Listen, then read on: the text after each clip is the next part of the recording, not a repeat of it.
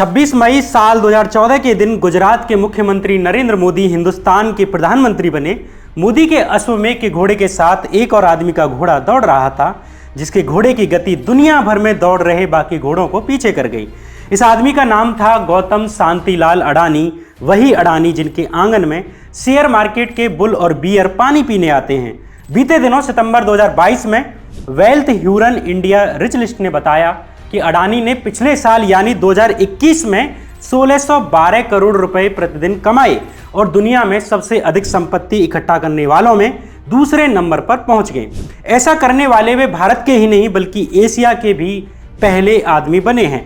केवल पिछले 5 साल में ही अडानी की संपत्ति में 14 गुना से अधिक यानी कि 1440% की वृद्धि हुई है। वैसे में सबसे पहला सवाल उठता है कि जिस अडानी को साल 2014 से पहले उनके गृह राज्य गुजरात के बाहर हिंदुस्तान में भी बहुत अधिक लोग नहीं जानते थे, आखिर अर्थशास्त्र के वे कौन से नियम रहे कि वो उनके फेवर में चले गए और संपत्ति के मामले में वे दुनिया में सीट्स पर पहुंच गए। अडानी के इस उदय के पीछे 2 कारण माने जाते हैं। एक ये कि जो बाकी के टॉप अमीर थे उन्होंने हाल ही में अपनी संपत्तियों का बड़ा हिस्सा दान कर दिया है, जिससे उनकी संपत्तियां कम हुई। दूसरा कारण नरेंद्र मोदी सरकार द्वारा अडानी ग्रुप को फायदा पहुंचाने की नीतियों को माना जाता है। एक सवाल यहाँ ये हो सकता है कि अगर देश का कोई आदमी दुनिया का सबसे अमीर आदमी बना है तो इसमें हर्ज क्या है, लेकिन कहानी इतनी सरल नहीं जितनी इस तर्क से मालूम पड़ती है।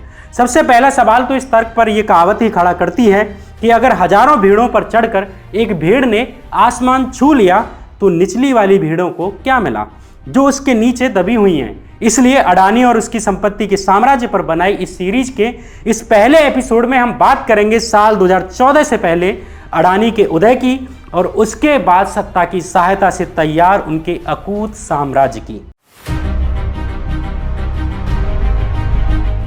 नमस्कार, मैं श्याम मीरा सिंह। 90 के दशक में कांग्रेस को हराने के बाद गुजरात में भी जनता दल की सरकार बनी और मुख्यमंत्री बने चिमनभाई पटेल। चूंकि यह उदारीकरण का दौर था, इसलिए धीरे धीरे सरकारी क्षेत्रों को प्राइवेट हाथों में सौंपा जाने लगा। चिमनभाई पटेल ने साल 1993 में अडानी को कच्छ जिले के समुद्री इलाके में मुंद्रा पोर्ट डेवलप करने के लिए हजारों एकड़ की जमीन दे दी। जमीन की कीमत रखी गई 10 पैसा स्क्वायर मीटर। हजारों एकड़ की जमीन कौड़ियों में बांट दी गई। चिमनभाई पटेल की सरकार को तब की गुजरात कांग्रेस का समर्थन भी हासिल था, लेकिन उस वक्त ये बात इसलिए पचा ली गई क्योंकि उस वक्त मुंद्रा के इस इलाके में रेल और सड़कों की अधिक कनेक्टिविटी नहीं थी, जमीन भी उपजाऊ नहीं थी। इसलिए उद्योगों का विकास करने के लिए सरकार द्वारा लगभग मुफ्त में ही जमीन मुहैया कराई गई। इसके बाद साल 1998 आते आते मुंद्रा पोर्ट पर ऑपरेशन शुरू हो गए।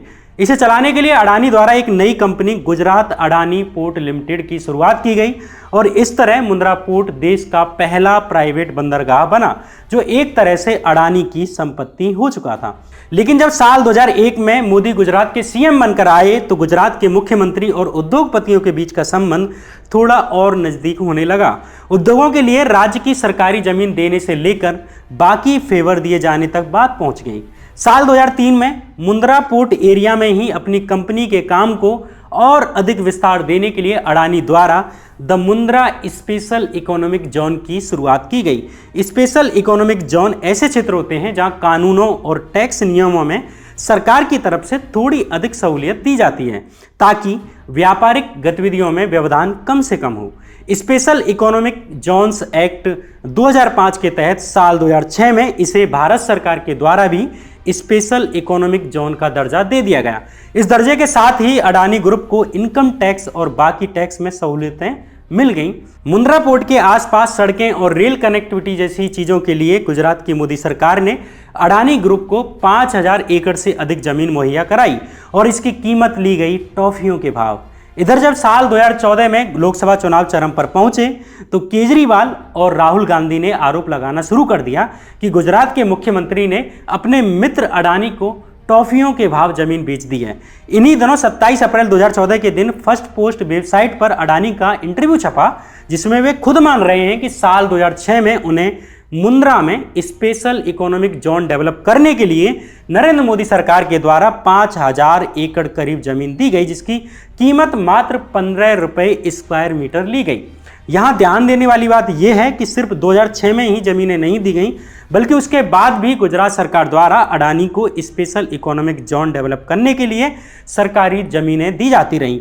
बिजनेस स्टैंडर्ड अखबार की 26 अप्रैल की खबर के अनुसार अडानी को साल 2006 में दी गई 5,945 एकड़ जमीन के बाद से कई बार जमीन बेची गई। साल 2008 में भी इतनी ही जमीन दोबारा बेची गई, जिसे मिलाकर अडानी ग्रुप के पास कुल 16,000 एकड़ के करीब जमीन पहुंच गई। ये जमीन इतनी है कि एक बड़ा शहर बसा दिया जाए और उसके बाद भी एक छोटा शहर बसाने के लिए जमीन बचे, जिसे 1 रुपये स्क्वायर मीटर से लेकर अधिकतम 34 रुपये स्क्वायर मीटर में बेच दिया गया।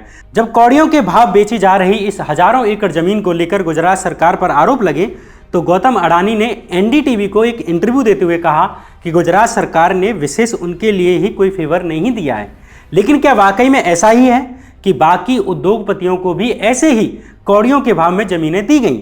साल 2008 और 9 में नैनो कार का प्लांट लगाने के लिए टाटा मोटर्स कंपनी को अहमदाबाद के साणंद में 1,110 एकड़ जमीन दी गई और इसके लिए टाटा समूह को 900 रुपये पर स्क्वायर मीटर चुकाने पड़े। हालांकि ये रेट भी जमीनों की असली कीमत से कई गुना कम थे, लेकिन अडानी की जमीनों की कीमत से काफ़ी ज़्यादा अधिक थे। टाटा समूह की तरह ही फोर्ड कंपनी को भी 460 एकड़ जमीन लेने के लिए 1,100 रुपये चुकाने पड़े। वहीं टीसीएस कंपनी को भी 1,100 रुपये प्रति स्क्वायर मीटर पे करने पड़े। अडानी ग्रुप के चेयरमैन गौतम अडानी के द्वारा इसे लेकर एक और तर्क दिया गया कि ये जमीन तो बंजर थी, यहाँ कोई खेती नहीं होती थी, इसलिए कम रेट पर जमीन मिलने वाली बात तो सही नहीं है। लेकिन खुद गुजरात सरकार के सरकारी कागजातों के अनुसार जिस वक्त अडानी को मुंद्रा में जमीन दी गई, उस वक्त मुंद्रा में इंडस्ट्रियल जमीन के सर्किल रेट औसतन 90 और 92 रुपये स्क्वायर मीटर थे।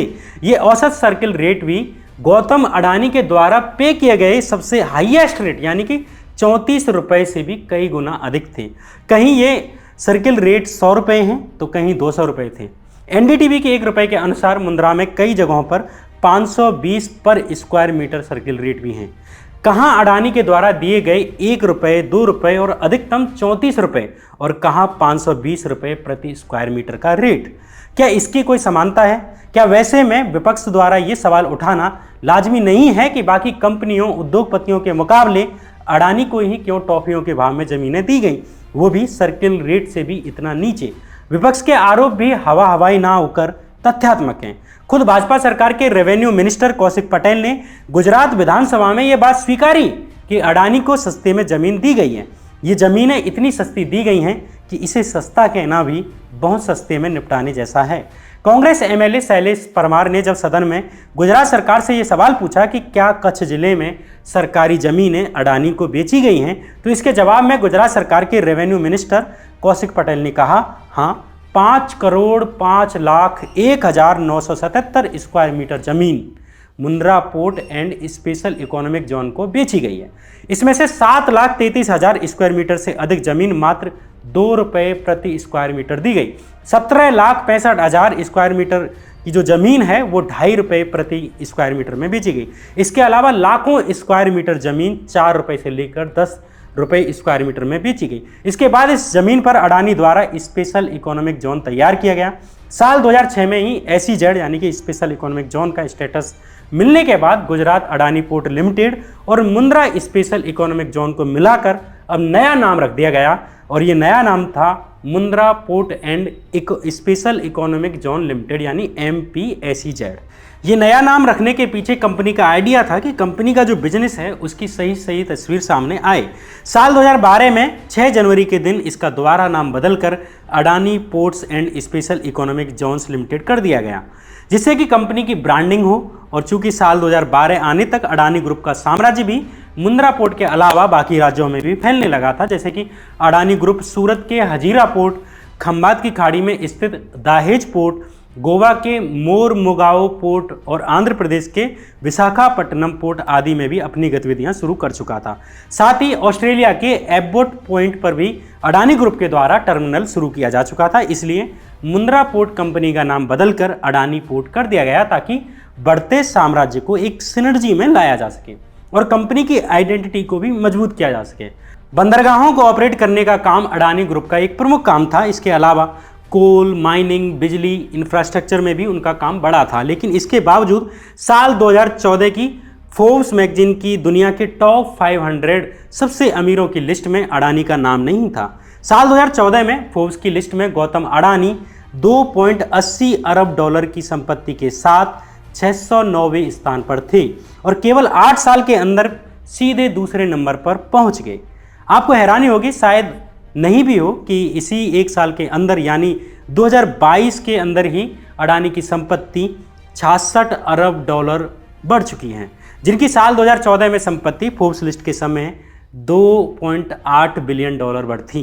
ब्लूमबर्ग के अनुसार कोविड और अन्य कारणों से टॉप 10 के सभी उद्योगपतियों की संपत्तियां गिरी हैं, सिर्फ एक को छोड़कर, वो हैं अडानी, जिनकी संपत्ति घटने की बजाय रॉकेट की गति से ऊपर जाती जा रही है। आखिर इसके पीछे क्या कारण है, और अगर एक आदमी के पास इतनी संपत्ति इकट्ठा होते जा रही है तो ये किसकी कीमत पर हो रही है?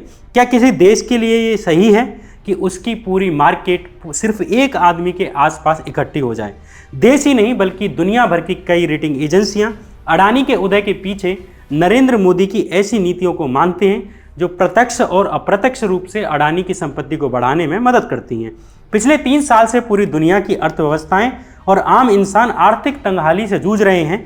वैसे में अडानी की 7 बड़ी कंपनियों की कंबाइंड मार्केट वैल्यू इन्हीं 3 सालों में 10 गुना बढ़ी है। 3 साल में 10 गुना, क्या ये सामान्य तौर पर संभव है? 24 सितंबर 2022 के दिन तक ब्लूमबर्ग वेबसाइट के अनुसार अडानी की कुल संपत्ति 142 बिलियन डॉलर पहुंच चुकी है, यानी कि 142 अरब डॉलर। इसके पीछे है शेयर मार्केट। शेयर मार्केट में पैसे लगाने वाले नरेंद्र मोदी और अडानी की नज़दीकियों को पहले से जानते थे और यह अनुमान भी लगाया जा रहा था कि अगर मोदी प्रधानमंत्री बने तो किसी और की संपत्ति बढ़े ना बढ़े, लेकिन अडानी की कंपनियां रफ्तार जरूर पकड़ेंगी। इसका अंदाजा इस बात से लगाया जा सकता है कि 13 सितंबर 2013 के दिन जब साल 2014 के लोकसभा चुनावों के लिए भारतीय जनता पार्टी ने नरेंद्र मोदी को प्रधानमंत्री पद का उम्मीदवार घोषित किया था, उसी दिन से लेकर 2 मई 2014 तक यानी मात्र 8 महीने में ही अडानी की कंपनियों के शेयरों में 3 गुना वृद्धि हो चुकी थी। ये तब था जब मोदी प्रधानमंत्री भी नहीं बने थे। 13 सितंबर 2013 यानी जिस दिन मोदी को प्रधानमंत्री पद का उम्मीदवार बनाया गया, उस दिन अडानी की संपत्ति 1.9 बिलियन डॉलर हुआ करती थी, जो 8 महीने में ही लोकसभा चुनाव पूरे होने से पहले ही 2 मई 2014 के दिन 6 बिलियन डॉलर पहुंच गई। मोदी के प्रधानमंत्री बनने की संभावनाओं से ही 8 महीने में ही उनकी संपत्ति का 1.9 बिलियन से 6 बिलियन डॉलर हो जाना मोदी और अडानी के रिश्तों का क्या मर्म हो सकता है, ये बताता है। ब्लूमबर्ग वेबसाइट के अनुसार इन 8 महीनों में अडानी के शेयरों में प्रतिदिन 25 मिलियन डॉलर की वृद्धि हुई, वो भी उस देश में जिसमें कि 80 करोड़ लोग $2 प्रतिदिन से भी कम में अपना दिन काटते हैं। अडानी की संपत्ति में अचानक हुई इस वृद्धि पर कांग्रेस नेता राहुल गांधी ने भी चेतावनी दी कि अगर मोदी प्रधानमंत्री बने तो देश के गरीबों की कीमत पर उद्योगपतियों को फायदा पहुंचाया जाएगा। 24 अप्रैल 2014 के दिन राहुल गांधी ने उत्तर प्रदेश में एक चुनावी रैली के दौरान कहा कि मोदी आपसे देश की चाबी मांगते हैं, लेकिन अगर उन्हें चाबियां दे दी गई तो असली जीत अडानी जैसे उद्योगपतियों की होगी। यही बात विपक्षी नेता अरविंद केजरीवाल ने भी उन्हीं दिनों कही, किंतु शायद ही देशवासियों का ध्यान कभी इस ओर गया हो कि खेल के पीछे असली खिलाड़ी कौन लोग हैं। लेकिन शेयर मार्केट ने पहले ही भांप लिया था कि अगर मोदी का सूरज उगा तो अडानी के आंगन में भी प्रकाश संश्लेषण की प्रक्रिया से संपत्ति की बरसात जरूर होगी। ऐसा नहीं है कि मोदी के प्रधानमंत्री उम्मीदवार बनाए जाने के बाद सिर्फ अडानी की ही संपत्ति स्पीड पकड़ने लगी, बल्कि गुजरात से आने वाले कई उद्योगपतियों की संपत्तियों में तीव्र वृद्धि होने लगी। वो चाहे अतुल लिमिटेड कंपनी हो, चाहे वेल्सपन कॉर्प कंपनी हो, इनकी भी संपत्तियों में इन 8 महीनों में 2 गुना वृद्धि हुई, जबकि ओवरऑल शेयर मार्केट में मात्र 14% वृद्धि हुई थी। शेयर मार्केट को यह समझ आ गया था कि मोदी के आने के बाद उद्योगपतियों के फेवर की नीतियां लाई जाएंगी, उसमें भी गुजरात की कंपनियों को अधिक फायदा मिलेगा क्योंकि उनके मोदी से निजी संबंध हैं। यहाँ ये कमाल की बात है कि खुद को चाय वाले और गरीब माँ का बेटा कहकर चुनाव लड़ रहे गुजरात के मुख्यमंत्री के प्रधानमंत्री बनने की संभावनाओं से पैसे वालों को और अधिक पैसा वाला होने की उम्मीदें ज़्यादा हो रही थी। ये भी एक अजीब अंतर्द्वंद है। इसमें भी कमाल की बात यह है कि ये सच में हुआ भी। द न्यू इंडियन एक्सप्रेस की 4 सितंबर 2022 की खबर के अनुसार जब मोदी ने देश की सत्ता संभाली उस वक्त अडानी की संपत्ति 7.3 बिलियन हुआ करती थी, जो पिछले 8 सालों में 20 गुना बढ़कर 140 बिलियन अमेरिकी डॉलर से ऊपर पहुंच चुकी है। इसमें भी सबसे इंटरेस्टिंग चीज ये है कि जब कोविड आया यानी मार्च 2020 में, उस वक्त भी अडानी की संपत्ति 10 बिलियन से कुछ कम हुआ करती थी, लेकिन महामारी के इन 3 सालों के भीतर ही अडानी की संपत्ति 24 सितंबर 2022 तक 142 बिलियन डॉलर पार कर गई। वैसे में ये जिज्ञासा उठना लाजिम है कि आखिर क्या कारण है कि मोदी के आने के बाद ही अडानी की संपत्ति में इतनी भारी मात्रा में वृद्धि हो रही है। अडानी पर बनाई अपनी इस सीरीज में हम आगे इन्हीं तमाम सवालों के जवाब अगले एपिसोड में तलाशेंगे कि अडानी के पास इतनी संपत्ति इकट्ठा होने के पीछे असली कारण क्या है और क्या सरकारी संपत्तियों को नुकसान पहुंचाकर अडानी को फायदा पहुंचाया जा रहा है। क्या सबसे ऊपर की भीड़ जिसने निचली भीड़ों पर चढ़कर आसमान छू लिया, उसकी कीमत निचली भीड़ें चुका रही हैं। और आखिर में एक सवाल कि सबसे ऊपर की भीड़ के आसमान छू लेने से निचली भीड़ को क्या मिला। नेताओं को समझ आता है उन्हें चुनावों में लड़ने के लिए पानी की तरह पैसा बहाने वाले उद्योगपति मिल जाते हैं। नेता उद्योगपतियों को फायदा पहुंचाते हैं और उद्योगपति नेता को बार बार राजा बनाए जाने के लिए अपने आर्थिक संसाधन पानी की तरह बहाते हैं। लेकिन सवाल यह है कि ये किसकी कीमत पर होता है। इन तमाम सवालों को अगले एपिसोड में तलाशेंगे। तब तक के लिए नमस्कार।